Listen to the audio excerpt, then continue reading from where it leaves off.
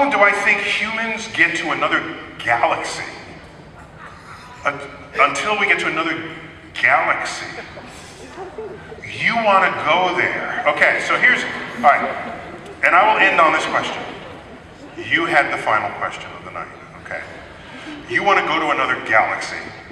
You don't like the Milky Way, apparently. It's, she said, it's average. Hard to please women here, I guess. All right. Okay. There are bigger galaxies than the Milky Way, all right? We'll make a list for you for later. The guy here says size doesn't matter. The lady disagrees, apparently. So, you want an awesome galaxy, the Google M87. It has 1 trillion stars. 1 trillion. You know how long it will take to count to 1 trillion? 31,000 years. You cannot count the number of stars in that galaxy.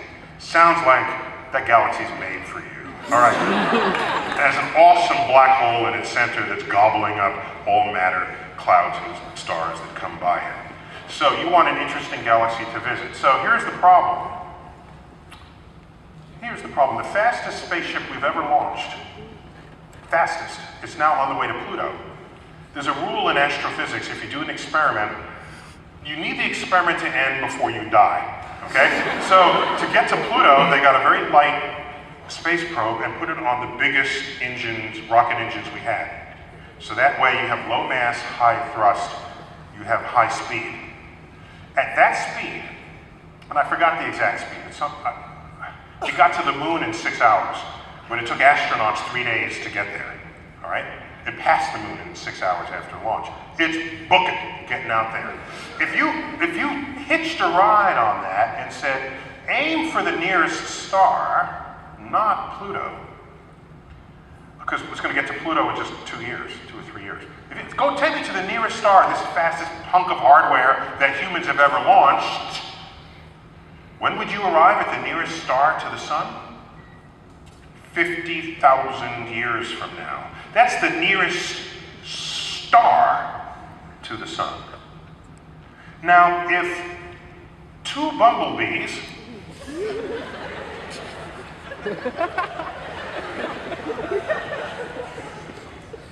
that's really too obscure. I'm not going to use my bumblebee. So it's 2 stars out of 100 billion. The nearest star is 4 light years away. Just found an Earth-like planet around that star, by the way. Take you 50,000 years to get there. How about across our galaxy? We are 100,000 light years across. Even if you could travel the speed of light, and we launched you, said goodbye, you will arrive at the other end of the galaxy 100,000 years later to us. And then by the time you got back, we would have all forgotten about you, all right? If there's civilization at all. Now, in Star Trek, they got around this problem. They invoked the warp drive. What they said was, we're here, the edge of the galaxy is far, let's warp the space between there and here. Okay, so there's the galaxy, and then you warp it. And then you take a bridge, what's essentially a wormhole, but the concept didn't exist at the original Star Trek. Later on, they would introduce it. You go a cut through the space. You've warped the space, you go a bridge, and then you unwarp it. So that way you don't actually cheat by going faster than light. You cheat by taking a tunnel through the fabric of space and time. End up on the other side of the galaxy during the TV commercial. See, that's how that works. So you get across there in 2 minutes rather than 100,000 years. Now, the nearest galaxy to us, big galaxy, is Andromeda, 2 million light years away. So, at the speed of light, 2 million years. So, we're not going anywhere because the distances of space are incommensurate with the longevity of our biological form. So either we find a new understanding of the fabric of space-time, or you give up this dream of marrying a big galaxy, okay? And I'll leave you with the following consideration.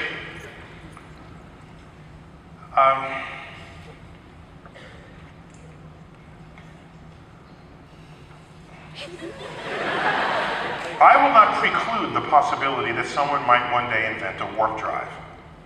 Okay? Suppose that could happen. And then you warp space and we go anywhere in the universe we want.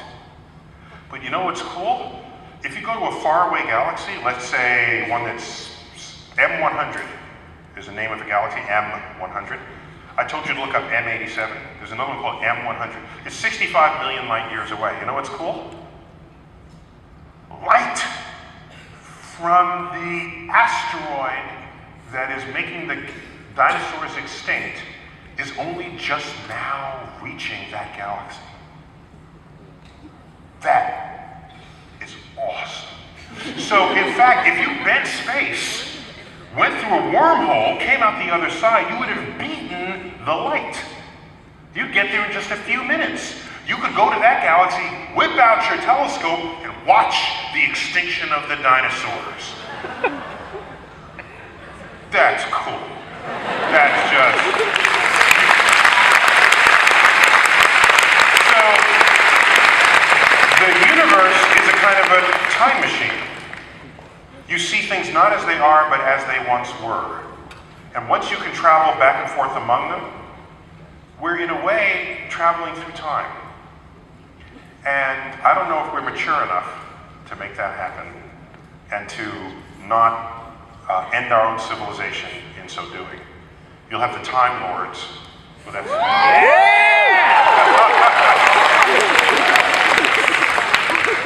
there are Whovians among